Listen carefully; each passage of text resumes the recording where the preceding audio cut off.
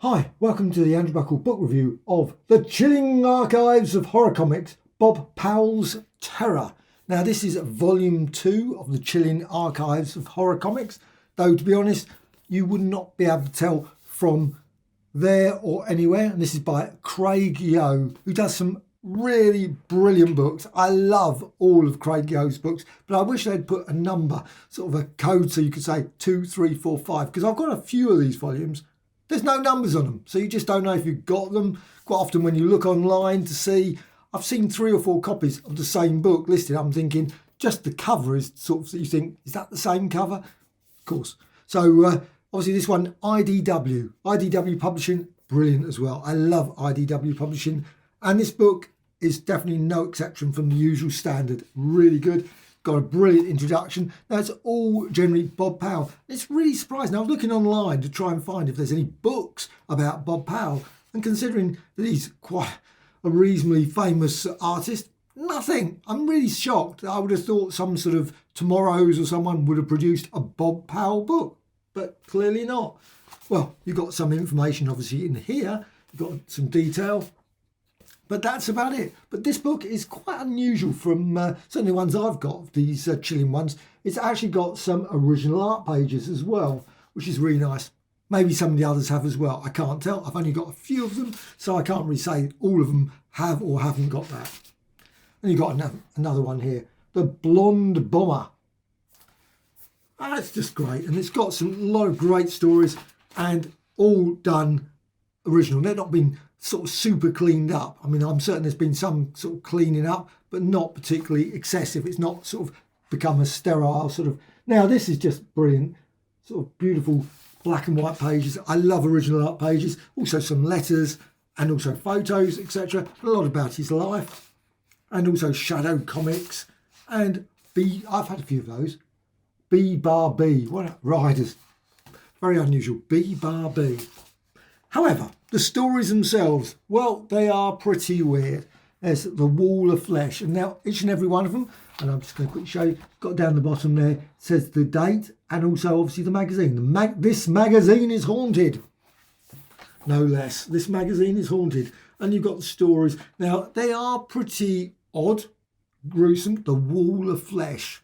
I mean, that's real. And there's a lot of like gooey, sort of horrible oozing creatures in this. This is lots of very oddball scientists who have developed various things or completely utterly nuts in most cases. Obviously women who are as you would if you saw a wall of horrible flesh. I feel faint, and of course they get sucked into the wall.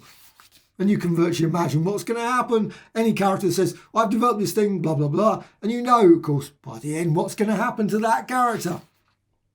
Well, anyway, lots of characters do get sort of gooed into that thing. It's pretty horrible and not very pleasant. And the other stories, much characters again. Jack of Horror is the next one. You got yet more, lots of criminals, various dubious individuals, and of course, a bit like the DC one. There was Justice League of America had sort of obviously these ones are definitely completely horrible, and lots of obviously fire there. The obviously guy. I'm rich, not looking particularly good for you being rich when, of course, everything's burning around you. However, The Rat Man, and this is another thing I love about this book, Tomb of Terror, issue 5, and it's just got lovely, beautiful, I mean, really, really sharp black and white. Now, the stories are all pretty gruesome. I mean, they're all about 6-7 page ones.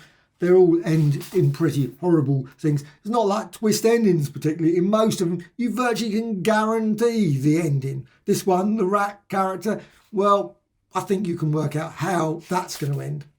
The Last Man on Earth. Now, this is a weird one, actually, because this one, Last Man on Earth, is a sort of, a continuing story, because I actually continued the story. It's pretty, again, you can see, pretty gruesome. And he's obviously going to avenge. The Last Man Returns is the next one there. So that sort of gives away that the story obviously continues. I mean, the quality is great. I mean, the artwork and everything is superb. Now, of course, you might not like the horror stories. And if you don't like horror stories of the more gruesome kind, I think you probably might not enjoy these sort of books. But I think they're great. Rotting Demons. You know where you are with Rotting Demons. Zombies, The Walking Dead. Now, these are pretty gruesome Walking Dead. Very rarely do you see The Walking Dead looking this gruesome. I mean, that looks pretty gruesome. They've never make a lot of effort to make that sort of makeup on The Walking Dead. I mean, and yes. So we're talking, and of course you know what's going to happen in that as well. Virtually all of them, I think you can probably sort of predict the ending in many of them. The jelly death, and yet another, what's his name? Another sort of doctor doing an experiment with this one is from the Chamber of Chills magazine. Now, I think those books are also available. You can get them in the PS Art Books ones. There's lots of these really lovely volumes. Now, I don't think that they're as big as this. They might be slightly smaller. I think they are slightly smaller. Maybe the actual comic size, because these are slightly bigger than an average comic. So you can see the size. Obviously, there's I put it there. There's the hands. You can see the size. It's quite big compared with a standard comic book, even for a comic book from the 50s. But the jelly, that's pretty gruesome. Actually, they're all pretty gruesome. And again, yes, another brilliant one that's just obviously the artwork. I love that. I would love it if the whole thing was full of this artwork. And this one, Happy Anniversary, obviously with skeletons and the blind, the doomed and the dead. This magazine is haunted again. And I think it's just lovely. They've really done very, very, very nicely cleaned up. There's not any horrible, these are good quality copies. Obviously slightly browned paper just to give you that sort of feeling of age as well. But I guess the comics they probably did them from probably would have been that condition as well.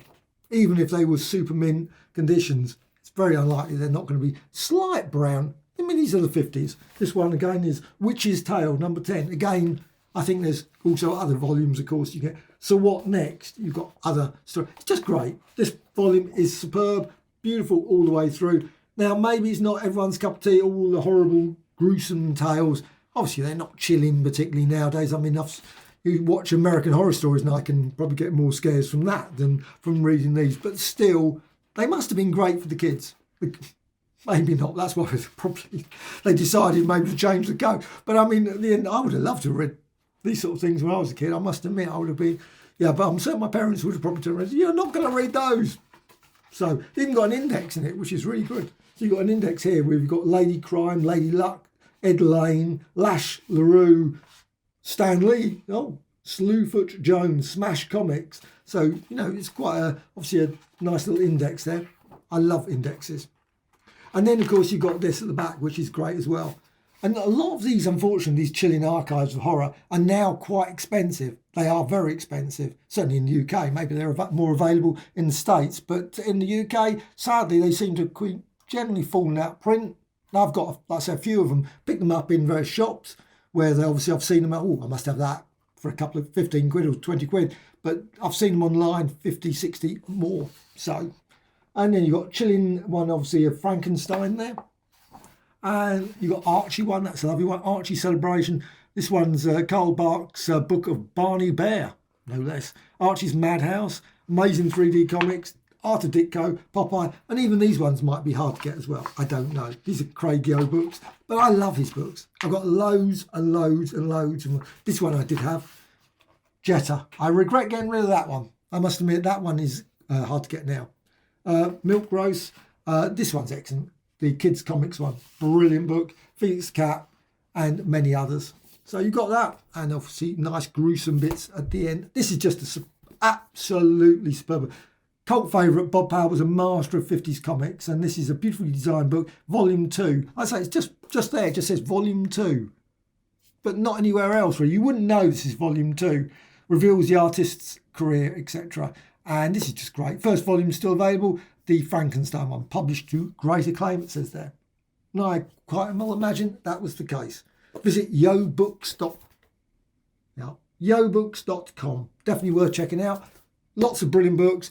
Always bringing out lots of new ones, and they're all worth checking out. So this one I love. Absolutely great. Like I say, not probably for everyone if you're not into terror or really gruesome stuff like that. I'm used to it, obviously, with all the Walking Dead and those sorts of things, Beyond whatever, and Fear the Walking Dead. But excellent book. Chilling archives of horror comics. Worth checking out also the other volumes if you can find them.